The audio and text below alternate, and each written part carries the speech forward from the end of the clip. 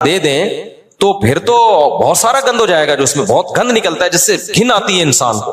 تو اس سے پتہ چلتا ہے کہ جو دو چیزوں کو مستثنا کیا ہے نبی صلی اللہ علیہ وسلم نے، مچھلی اور ٹڈی، اس کے علاوہ سمندر میں آپ کسی چیز کو نہیں کھا سکتے.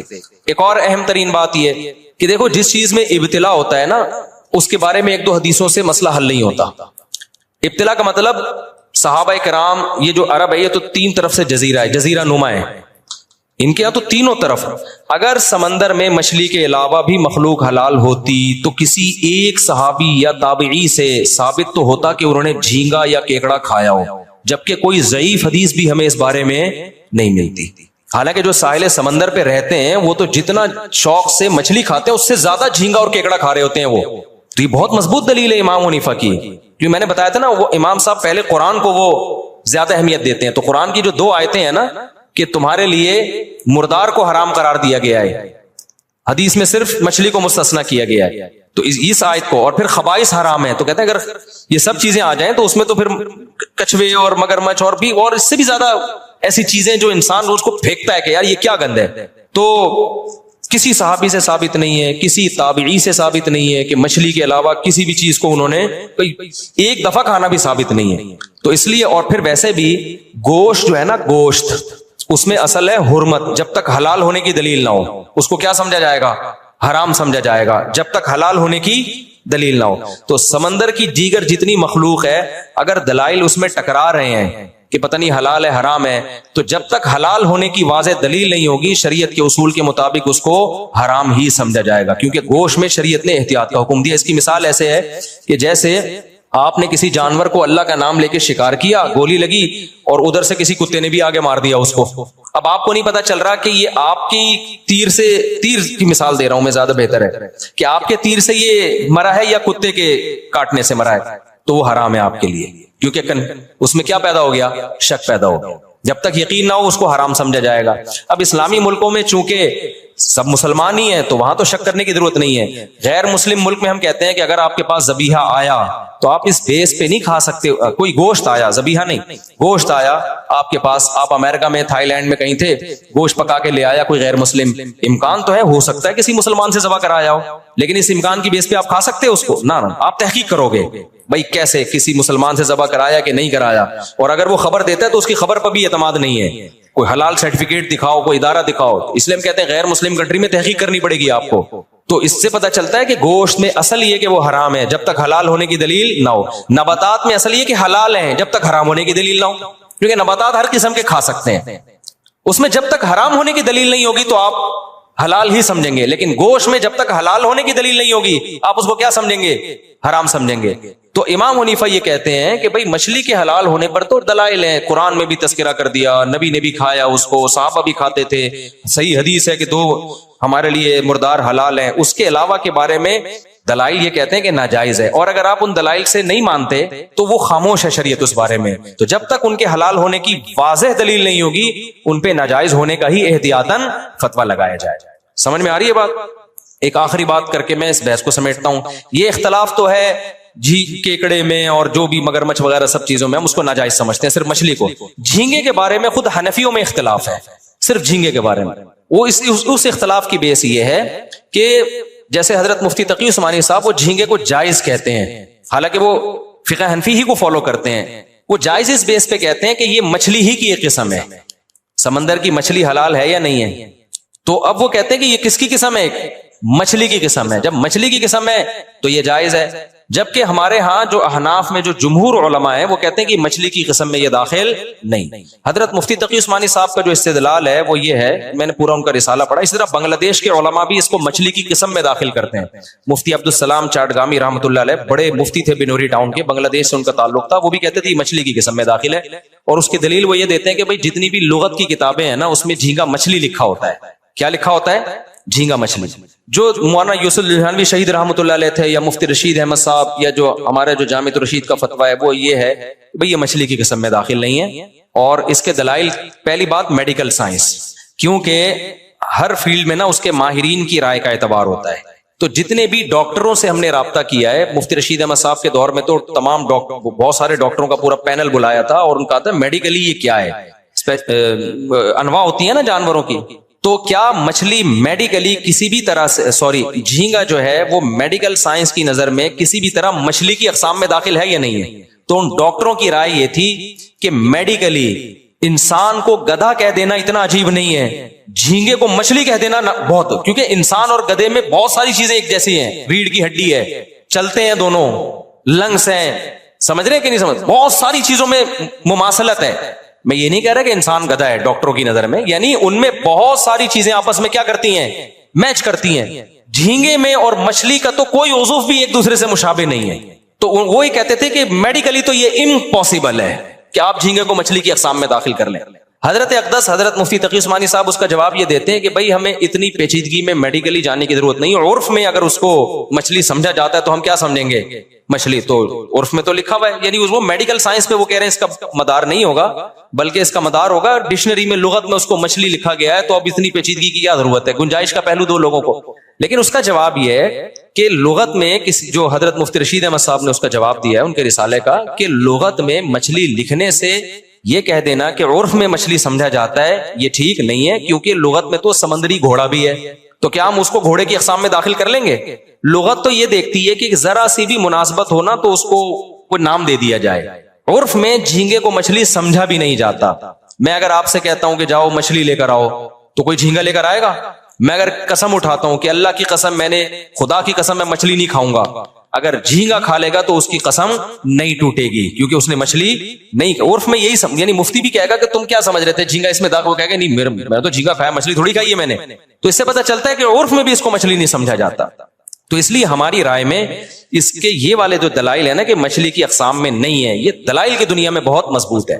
البتہ ایک چھوٹ میں لوگوں کو دیتا ہوں، میں یہ کہتا ہوں فقہا ہی کا ایک اصول ہے کہ جس چیز میں ابتلا بہت زیادہ ہو جائے، جس چیز میں ابتلا سمجھتے ہیں بہت زیادہ لوگ مبتلا ہو جائیں. ابے مبتلا گاڑا لفظ ہے، کوئی مبتلا بھی بھول گئے ہیں نا لوگ، انگلش میں کیا کہیں گے مبتلا کو. ایک چیز کا رواج بہت زیادہ ہو گیا ہو تو خود فقہ حنفی ہی کا اصول ہے کہ اگر اسلام میں اس کی کوئی گنجائش دوسرے فقہ میں ملتی ہے اور وہ چیز سوسائٹی میں بہت زیادہ پھیل گئی ہے تو اس کے پھر اس علاقے میں جہاں وہ بہت زیادہ پھیل گئی ہو، پوری قوم سے چھڑوانا ناممکن ہو، تو دوسرے فقہ پہ فتویٰ دینے کی گنجائش. یہاں ہمارے ہاں جھینگے کا بہت زیادہ رواج نارملی نہیں ہے، بنگلہ دیش میں بہت زیادہ رواج ہے، وہ صدیوں سے کھاتے آ رہے ہیں، حالانکہ وہ ٹوٹلی فقہ حنفی کو فالو کرتے ہیں بنگلہ دیش. تو میں وہاں بنگلہ دیش میں کے لیے کہتا ہوں کہ یار اب ان کو یہ کہنا کہ جھینگا چھوڑ دو، وہ دنیا چھوڑ دیں گے، جھینگا نہیں چھوڑیں گے وہ. تو میں بنگلہ دیش کے علماء سے کہتا ہوں کہ فقہ حنفی کو چینج نہ کرو، فقہ حنفی میں تو جائز نہیں ہے، لیکن فقہ حنفی میں ہی ایک اصول ہے حضرات فقہا کا کہ اگر ابتلا کسی چیز میں بہت زیادہ ہو جائے اور لوگوں سے وہ عادت چھڑوانا ممکن نہ ہو تو پھر یہ ضرورت ہے، تو ضرورت میں امام شافعی کے قول پہ فتویٰ دیا جا سکتا ہے. تو صرف جھینگے کی کیکڑے کی طرف نہ جاؤ، مگرمچھ کے انڈے مت کھاؤ، کچھوے کے انڈے مت کھاؤ، اور جو سمندر سے آڑی ترجی چیزیں نکل رہی ہیں وہ مت کھاؤ. صرف جھینگے کی حد تک بنگلہ دیش میں گنجائش دی جا سکتی ہے، وہ صدیوں سے کھاتے آ رہے ہیں، ان کو چھڑوانا دنیا چھوڑ دیں گے، وہ جھینگا نہیں چھوڑیں گے. تو کہیں ایسا رواج ہونا تو پھر اس میں جو ہے وہ دوسرے فقہ پہ عمل کیا جا سکتا ہے، کیونکہ بہرحال ایسا تو نہیں ہے نا کہ اتفاقی مسئلہ ہو، کتے کی اجازت نہیں دی جائے گی. کیا آپ کہیں مسلمان چائنا میں جو رہتے ہیں تو چائنیوں کو دیکھ دیکھ کے سب نے کتے کھانا شروع کر دیے، اس کی گنجائش نہیں ملے گی. وجہ اس کی ہے کہ کتا سب کے نزدیک کیا ہے، حرام ہے.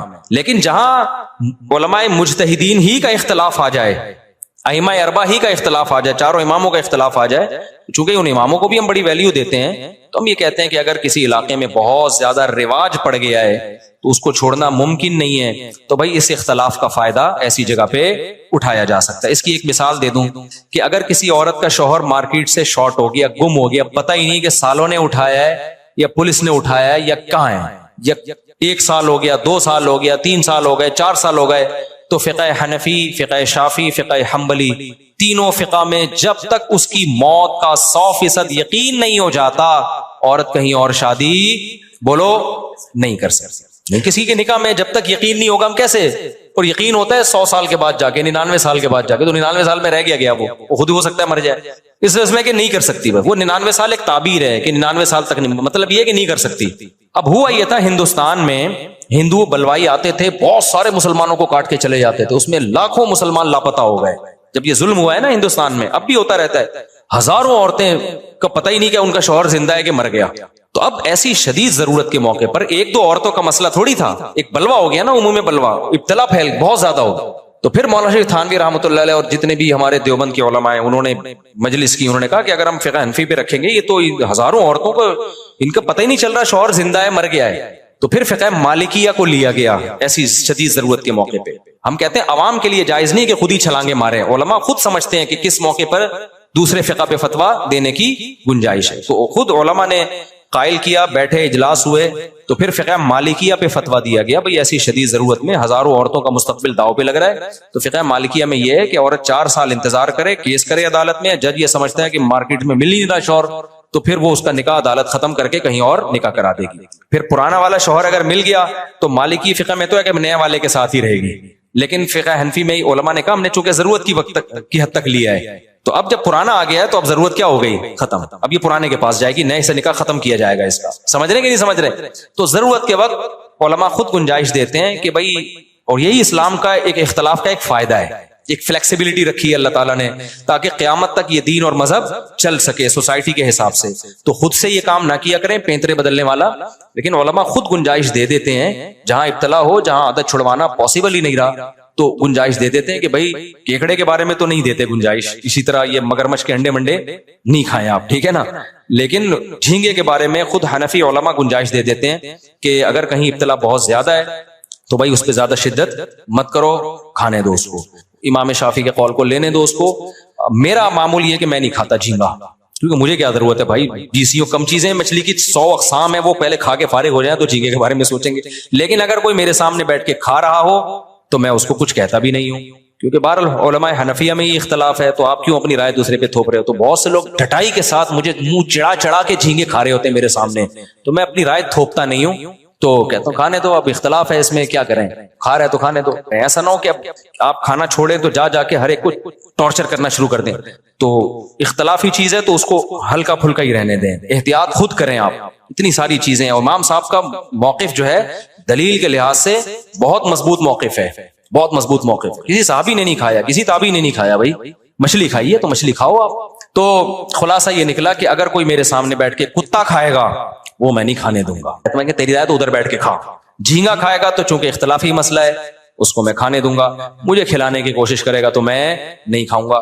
کیونکہ میرا خیال یہ ہے کہ اگر انسان اسی طرح رخصتوں پر ادھر ادھر کلابازیاں کھاتا رہے نا تو برکت ختم ہو جاتی ہے, پھر اس میں پھر وہ سری ناجائز کی طرف بھی جانا شروع کر دیتا ہے. اپنے بارے میں میرا یہ موقف ہے کہ بھائی 20 ہاں کوئی چیز ساری چیزیں ہی کھانے کو ختم ہو جائیں, پھر کتے سے بہتر ہے آدمی کیا کھا لے, کھانا نہ مل رہا ہو, پھر یار اختلاف سے فائدہ اٹھاؤ, بھوکا تو نہیں رہنا نا, پھر اختلاف. لیکن ایسا ابھی ہے نہیں, سب کچھ کھانے کو مل رہا تو میں جھینگے کی طرف ڈائریکٹ کیوں جاؤں, احتیاط پر عمل کروں. کسی صحابی نے نہیں کھایا, کسی تابعی نے نہیں کھایا, تو میں احتیاط پر عمل کرتا ہوں. کتا کھائے گا میرے سامنے, میں اس کو کتوں کو کھلا دوں گا پھر میں. تو یہ ہے اس بارے میں پوری رپورٹ میں نے پیش کی. باقی جو لوگ اس میں ابو حنیفہ پہ طنز کرتے ہیں نا کہ ابے حنفیوں کے پاس کوئی دلیل نہیں ہے, کوئی دلیل نہیں ہے, سمندر کی سب چیزیں جائز ہیں, تو ان کو بس ایک جو طنز کر رہا ہے, جو طنز نہیں کر رہا تو اختلافی مسئلہ ہے. بھائی بعض لوگ طنز کرتے ہیں تو ان کو بولا کرو پھر مگرمچھ کے انڈے کھانے کا بھی فتویٰ دے, پھر تو کچھوے کے انڈے کے جائز ہونے کا بھی فتویٰ دے, تاکہ وہی انڈے لوگ اٹھا کے تیرے سر پہ مارے. تو پھر اتنی بات نہیں, پھر پوری بات کرو آپ. تو یہ ہے اس مسئلے کی تھوڑی سی میں نے آپ کے سامنے ڈیٹیل میں. اچھا, جھینگے کا بزنس جائز ہے, کاروبار جائز ہے. وجہ اس کی ہے کہ بالاتفاق حرام نہیں ہے. جو چیزیں چاروں اماموں کے نزدیک بالاتفاقی طور پہ حرام نہیں ہوتی نا, تو اس میں کیونکہ اب امام شافعی کے فقہ کو جو لوگ فالو کرتے ہیں وہ تو امام شافعی کی رائے پر اعتماد کرتے ہیں. تو چونکہ عالم اسلام میں ایسے لوگ موجود ہیں جو اس کو جائز سمجھتے ہیں, تو بزنس اسی چیز کا حرام ہوگا جو بالاجماع حرام ہو. سمجھ رہے کہ نہیں سمجھ رہے؟ تو یہ بھی ایک چھوٹ ہے کہ بہت سے لوگ سی فوڈ کا بزنس کرتے ہیں, تو جھینگے کا بزنس کر سکتے ہیں, کیکڑے کا بزنس وہ کر سکتے ہیں, چھپکلیوں کا بزنس نہیں کر سکتے آپ. سمجھ رہے, کتوں کا بزنس نہیں کر سکتے آپ, لیکن جھینگے کا بزنس کیونکہ بالاتفاق حرام نہیں ہے. تو اس سے پتا چلتا ہے کہ جو چاروں اماموں کو فالو کرتے ہیں ان کی رائےوں میں کتنے اعتدال ہوتے ہیں, کہ ہر چیز کو اس کا درجہ دیتے ہیں. لیکن جو ان چاروں اماموں کو فالو نہیں کرتے نا, آپ جب ان سے مسئلہ پوچھیں تو آپ اکثریت ایسی نظر آئے گی متشدد, اپنی رائے تھوپنا اور اس پہ اڑ جانا. تو میں نے دیکھے کلپ جو ہمارے خلاف لوگ کہتے ہیں ابو حنیفہ نے جھینگے کو وہ کر دیا اور کیکڑے کو نہ جائے, کوئی دلیل نہیں ان کے پاس. قرآن تو کہتا ہے سمندر کی مخلوق حالات, قرآن جو کہتا ہے اس کا سیاق و سباق تو دیکھو بھائی. تو رائے تھوپتے بھی ہیں, پھر چیلنج بازیاں بھی کرتے ہیں, پھر چیلنج کا جب جواب دو تو مارکیٹ سے شارٹ ہو جاتے ہیں. تو یہ مارکیٹ میں چل رہا ہے. تو اس لیے اعتدال کی راہ وہی ہے جو میں نے آپ کے سامنے بیان کی. میں نہیں کھاتا, میں بھی فقہ حنفی کو فالو کرتا ہوں, کیونکہ فقہ حنفی کی میں مشکلات کو اگر لے رہا ہوں تو آسانیاں بھی تو لے رہا ہوں نا. اب یہ بات ہے کہ آسانیاں ادھر سے مشکلات میں ادھر ٹن ماروں, اور جب فقہ شافعی میں کوئی مشکل آئے تو حنفی کی طرف آ جاؤں, تو اللہ کو میں قیامت میں کیا جواب دوں گا؟ اللہ کو میں کیا جواب؟ میرے جسم سے خون نکلا تو میں کہوں یار میں نے جو ہے نا امام شافعی کی رائے ہے کہ جی وہ خون نکلنے سے وضو نہیں ٹوٹتا, تو ایسے ہی چلو. جھینگے میں بھی امام شافعی کی رائے کو فالو کر رہا ہوں. اللہ کہے گا امام شافعی تو کہتے ہیں کہ جب نکاح میں فاسق گواہوں تو نکاح ہوتا ہی نہیں ہے, تو تو نے ٹیسٹ کروایا تھا جب تیری شادی میں جو گواہ بن رہے تھے وہ سارے نیک پرہیزگار تھے؟ تو میں کہوں ابو حنیفہ کی رائے میں تو ہو گیا. تو اللہ میاں کہے گا ادھر کبھی تو ادھر جا رہا ہے, کبھی کیا کر رہا ہے, خواہشات